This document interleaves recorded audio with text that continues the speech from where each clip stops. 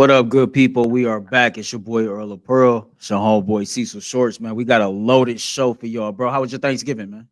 Man, Thanksgiving was great. Family, friends, ate good. Played a little Phase 10. You play Phase 10? You know what Phase 10 is? No, what's that? It's just a card game. This is a fun card Phase game. 10, Uno each Phase time. 10. Yeah, I have Yeah, played that. I yeah, have yeah, played yeah, that. yeah, yeah. And I won for the first time, so I was all hyped. I was hyped. I was ready.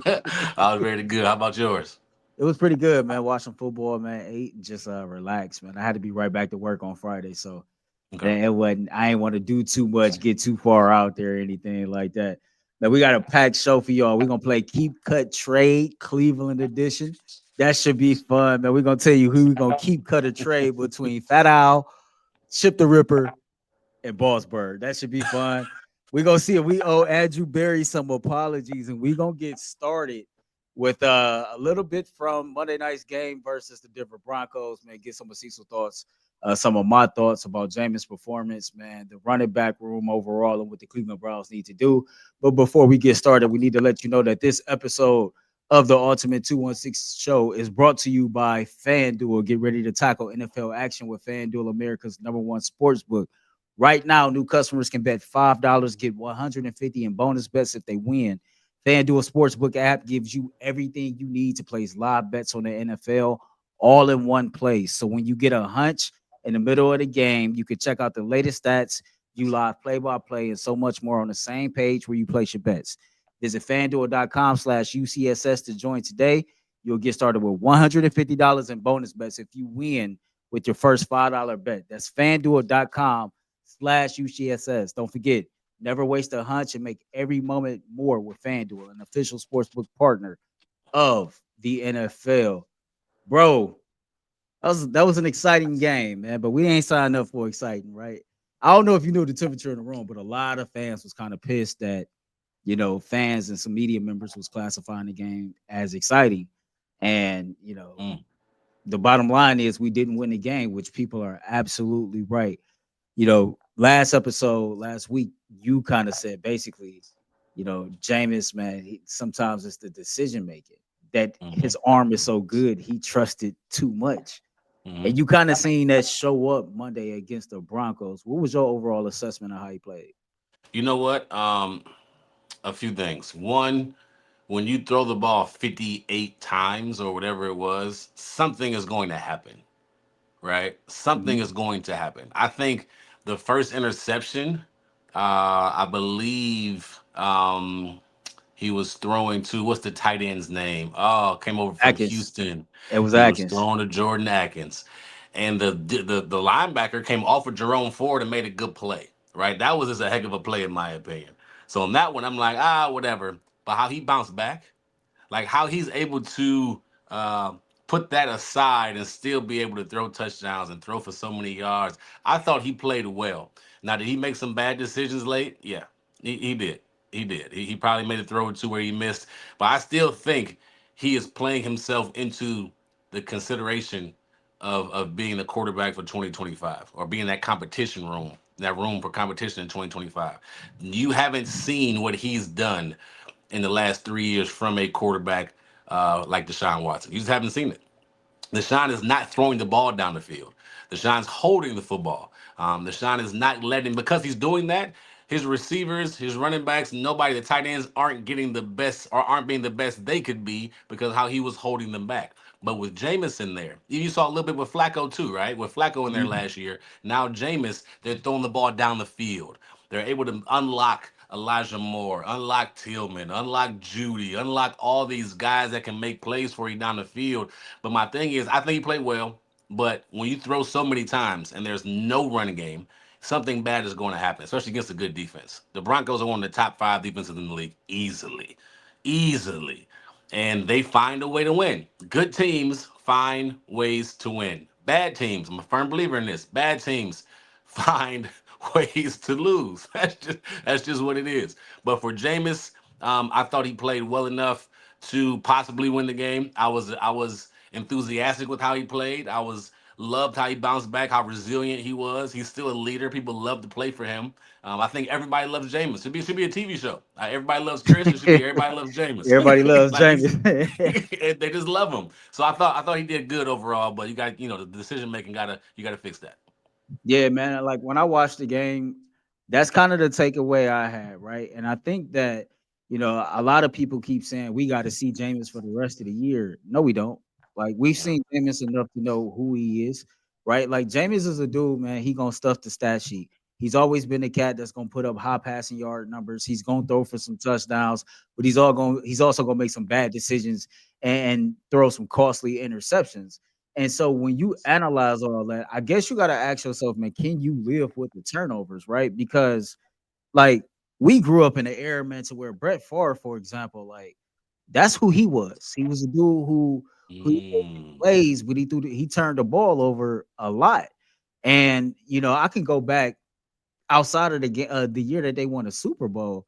But you think, man, just watching from afar when we would see them as kids playing on Fox in the playoffs times and things like that, it would be Brett like making a costly turnover in a like most inopportune times that will ultimately cost his team the game. You think about his one of his last years in Minnesota when Minnesota had a squad that could have reached the Super Bowl. They get beat by New Orleans because he throw that crazy turnover, Mhm. that crazy interception, and it's like, oh wow. And so, for me, this is the back and forth that I've had internally for myself. Can I live with the turnovers that's going to come with Jameis Winston? Because for as excited as I was to watch him play as well as he played throughout that game, like I was just as deflated seeing our opportunity to win go out the window. And Mm. you can kind of take that on the chin a little bit more this year because of the situation. Like we 3-9, playoffs is not in the picture. But man, if that was to happen week 1 or 2 next year, Mm. that's gonna be a little concerning. Like, is this a situation to where like you think, if he was if the Browns came to him and said, you know what, we're gonna rock with you in 2025, you're gonna be our bridge to whatever quarterback we draft this year or the year after that, right? And that was solidified. Do you think like the decision making can improve over time with him knowing he's the guy and just more like one on one with Stefanski and Ken Dorsey if Dorsey is still an offensive coordinator and all that? I'll be honest with you. What we get is what we see. Like what we see right now is what we get. It's been his resume for the last 8, 9 years, however long he's been in the league. It's been the same thing. He, like you said, he's patched the stat sheet. He makes things look great at times. There's going to be games where maybe a 3 game win streak and he's playing hot, and then next thing you know, he's going to be 6 turnovers in 2 weeks, right? Mhm. And that's the question. It's a great question, a great point by you. That's the question that will happen. It's easy to accept it now, not accept it, right? Because you always want to win, but it's Right. easier to accept it now when you're 3-9. But when you're 4-2, when you're starting the season as you mentioned, when you're 6-5 in the hunt, and then these things happen, more meaningful games. I think it's hard to accept it. Right? It's going to be hard to be like, man, this is our guy for the foreseeable future. Now it gets tricky because if you draft a guy this year, then the first time he has a bad game, it's gonna start chirping, right? It's going to be a start. Right. Hey, should we put the younger guy in or the other guy in, whoever the other guy is? So it's going to come down to decision making. Do you trust him to be the guy to not lose you games? Can you accept what he gives you? Can you accept who he is, right? He's going to give you a few turnovers. Can you overcome that? Is the team good enough to overcome that? Is the running game going to help him, right? Because I'll be honest with you, there is no run game right now. There is no run game. And Look at this. I'm to the point, let's see. 86 to 87.3 29th in the yards. league in rushing. Yeah. What? Yeah. Yeah. If I'm not mistaken, you only hit 100 yards 3 times this year as a team Yeah. in, And in, we in the averaged rushing like category. 3.3 off of 23 attempts Monday night against the Broncos. And so like go back to the very first point you made. Like if you ain't got no threat of a running game and you throwing the ball damn near 60 times, something is bound to happen. Like It's part of something it. eventually is gonna go left for you. And like I'm hearing you talk like, okay, like this is who he is. Can you survive that? Well, like if you got a sense of a running game, then yeah. Now, before we move on to the next topic, right? We had Leroy Horde on our show, and Leroy is, he comes on weekly, he does his thing, and he was asked about Nick Chubb. I think it was Bull who asked him, is he still just getting up to speed, or did he think Nick Chubb was done? And when me and you did our pre-show prep this week, the running game was something you really wanted to talk about. Before we talk about that, I want you to hear what Leroy had to say, and then we'll take it from there. But here's what I hate about sports, and I hate this more than anything. These guys do everything they can to get on the field. Suck it up, go out there, maybe not 100%, but they want to give their team, their organization, everything they have. And then you get graded on it. It takes a while for you to get back to yourself. Mentally, physically, it takes a while. Again, I'll bring up, Adrian Peterson had 2,000 yards when he came back. But does anybody remember he did it with a limp? Okay? Yeah, which is crazy. Right, which is crazy. Yeah. So I'm that guy works his tail off. We all know that. We've all seen him work. I'm going to give him a year or two. Mm-hmm. Yep. And I don't care how old he is. He earned that. Like, man, we wash our hands. Oh, he's done. He's done. Let me rip your knee up and then tell you to go play football in the NFL 12 months later. Yeah. I'm telling you, it doesn't take that. You may be playing football, but you're not playing your football. So, like, relax on that, man. That's if there's one thing that really bothers me, and I never have a problem when athletes do this. When they say, I'm not playing until I'm 100%. You know why? Because of situations like this. What's your thoughts on all that? Man, listen. And I didn't hear the ending part. What was the end part? What was the end part that he said? He said that he never has a problem when the athletes say they're not playing, because the flip side of that, if you're on the field, you good enough, you healthy enough to play. I'm gonna say this. It's probably unpopular opinion. I think Chubb is done. I think we've seen the best of Nick Chubb.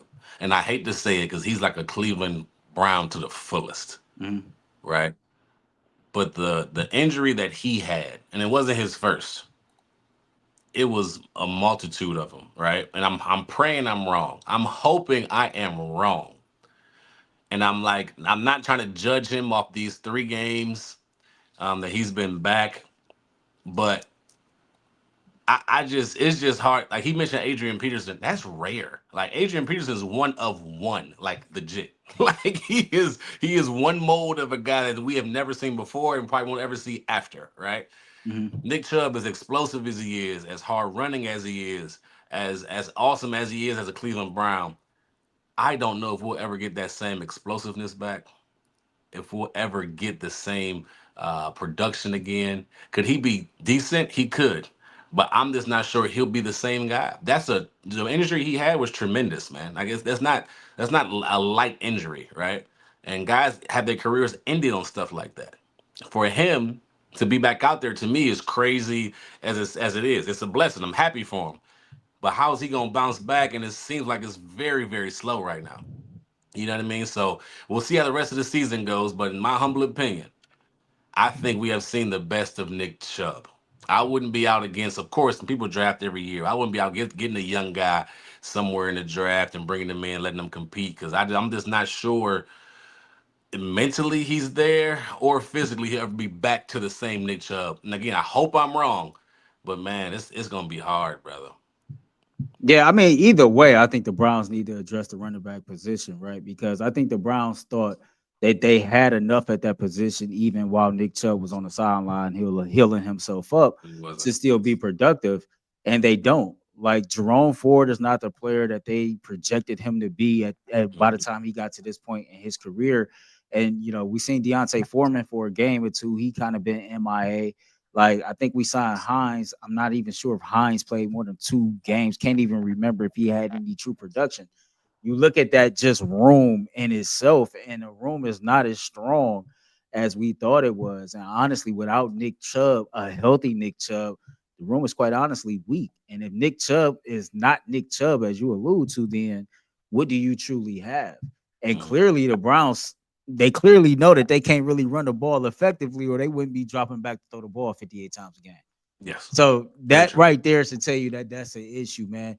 All right, we're gonna get ready to move on to the next part of the show, man. Do we owe Andrew Berry an apology, man? Don't forget to catch all of the ultimate spinoff shows, the Ultimate Cavs, the Ultimate Buckeyes, the Ultimate Browns, and of course the flagship show, the Ultimate Cleveland Sports Show. Make sure you like and subscribe and ring the notification for this show so you can stay in the know of what's going on. So part of our prep was you was like, basically, man, give me some graphics together of the wide receivers, with Jameis and with Deshaun Watson. And when you did that, I laughed because you are a former NFL player turned media member, like one Tyvis Powell. And so I was like, man, when people see this, they gonna either people think this is gonna be like a Powell on Deshaun Watson or whatever the case may be. And I thought about this for a while, right? Because you talked about in the first segment the unlocking of the playmakers at wide receiver.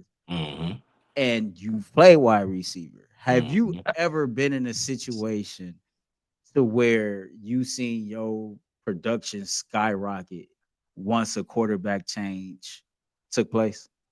I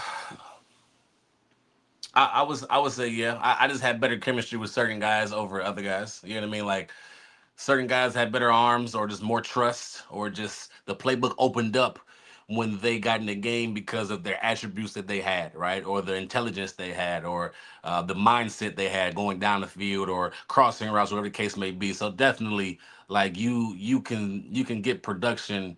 I experienced production upgrades just from being around different quarterbacks, and it's interesting how quarterbacks and coordinators work together. Like coordinators kind of put you in this box. Not They don't put you in the box. They think, how do I put it? Coordinators have an idea of what you can do, and within that idea, they try to call the best plays for that quarterback, right? So that he can succeed. And then it's so different with each quarterback though, because now they see a different attribute. For example, in Jameis, you see a different play calling a little bit than you had with Deshaun, or even with Flacco, right? There's different play calling for different quarterbacks, wherever fits their skill set. So yeah, to answer your question, yes, there was definitely times where some quarterbacks helped me out in the stat department than others. So when we was talking about titles, right? Let me tell you how we got here. So my little brother, right? So yes, my brother hit me up. He like, man, you low key owe Andrew Berry an apology. You should do it on your show. I said, no, I don't. And I get what he was alluding to. He's looking at these wide receivers because remember, the Browns has always said they like their wide receiver room.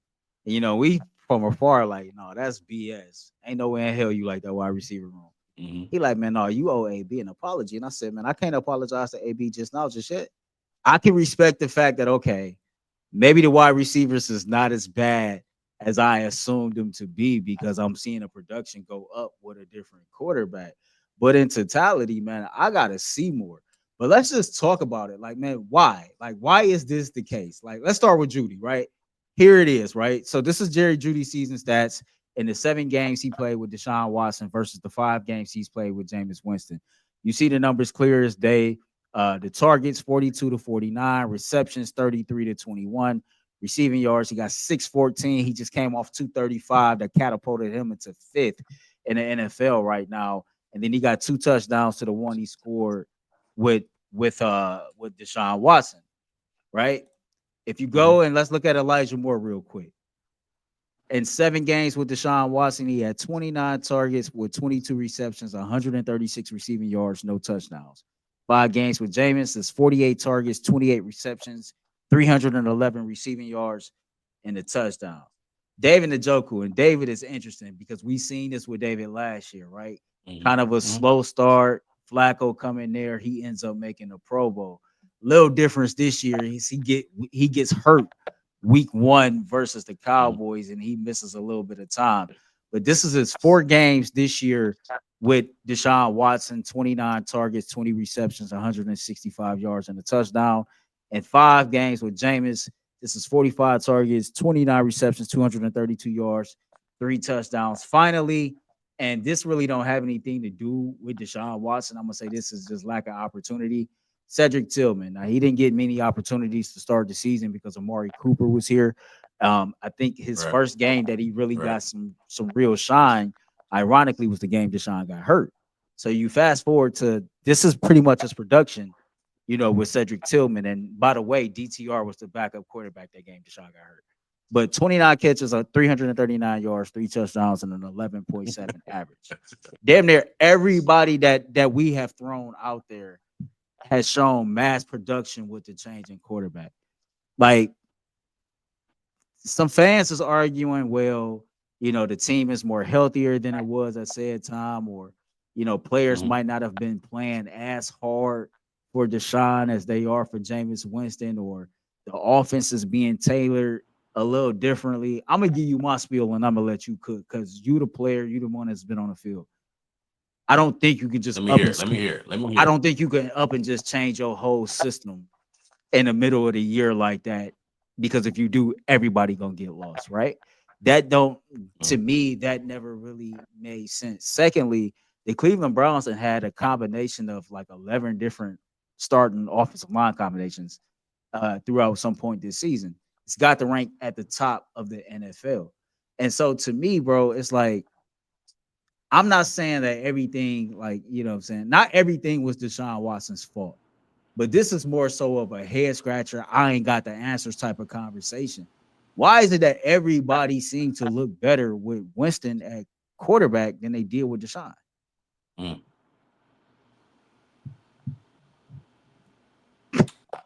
Let me say this, and I don't want this to be a Deshaun like bashing session, right?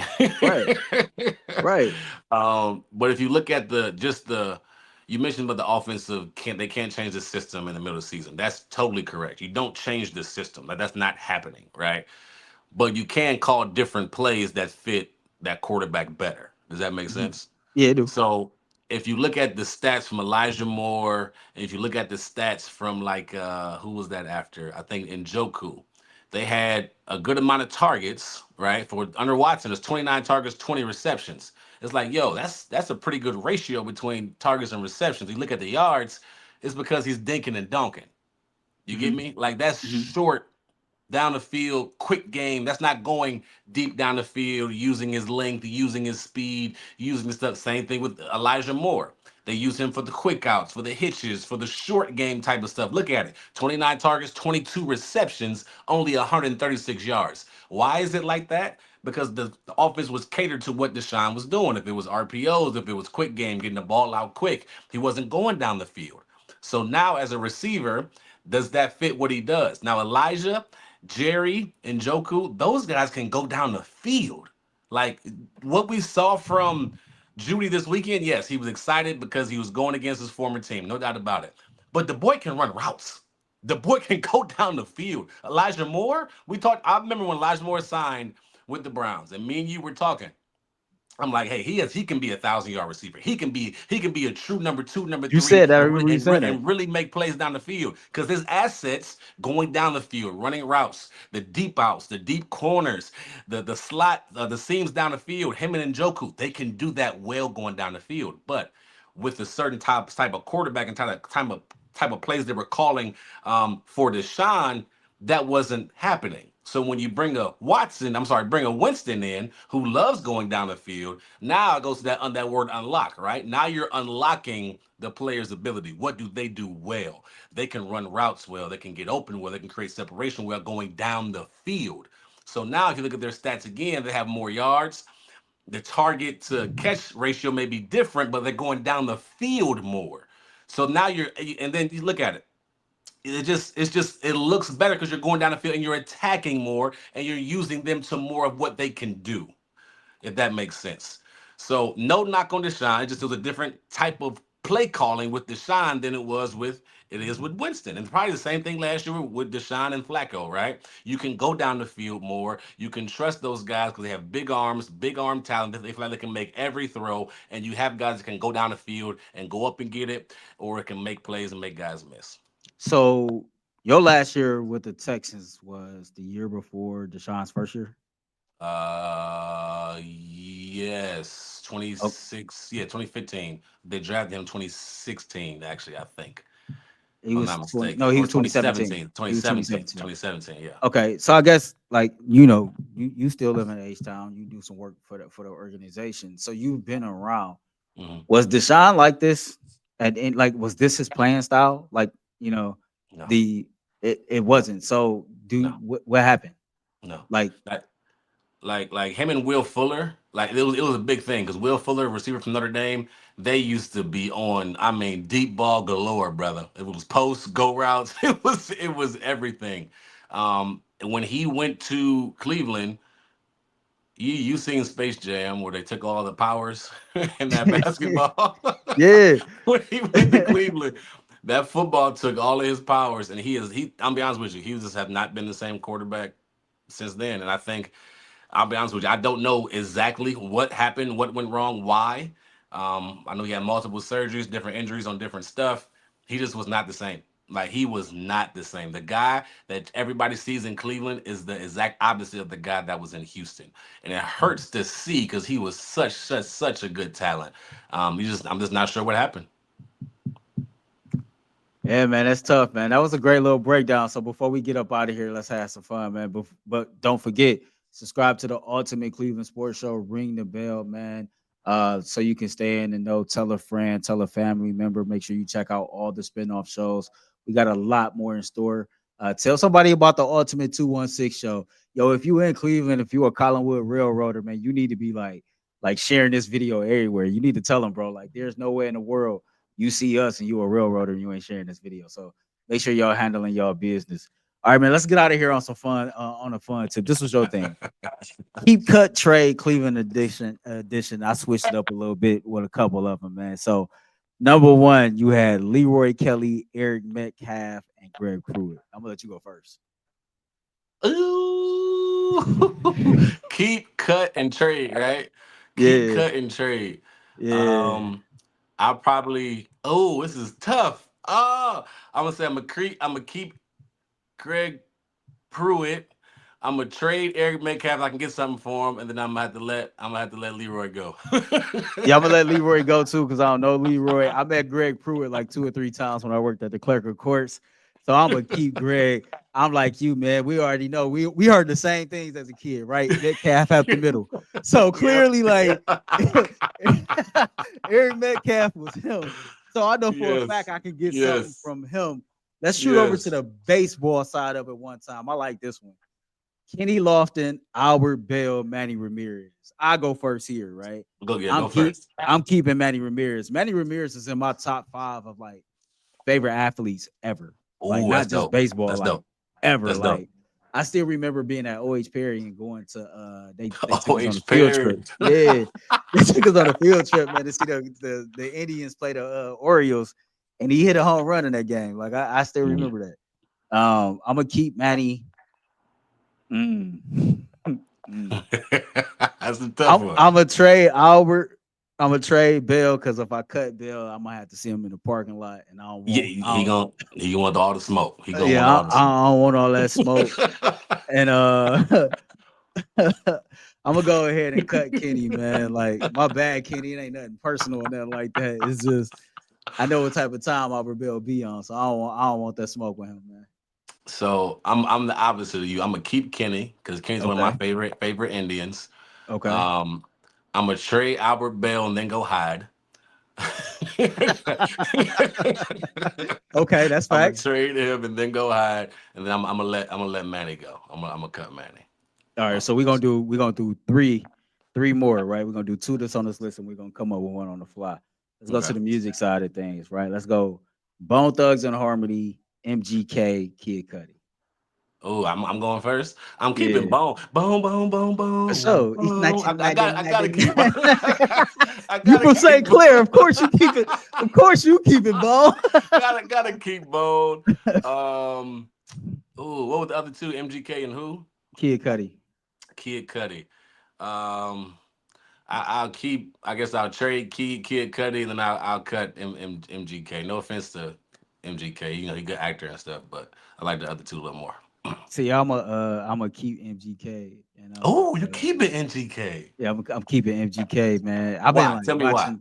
So like Tell I me why. seen him on the barbershop podcast, LeBron's, Oh yeah. and like just hearing his story and just hearing his perseverance and this resilience and like just really finding himself.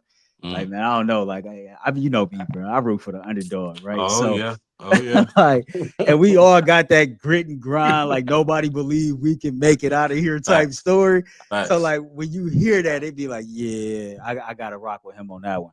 I All right, respect this one we're gonna do off the top of our head. Keep cut trade. All right, so we're gonna keep cut trade. Collinwood girls track team. Glenville's boys football team. I need a third one. Give me one. Give me a CMSD.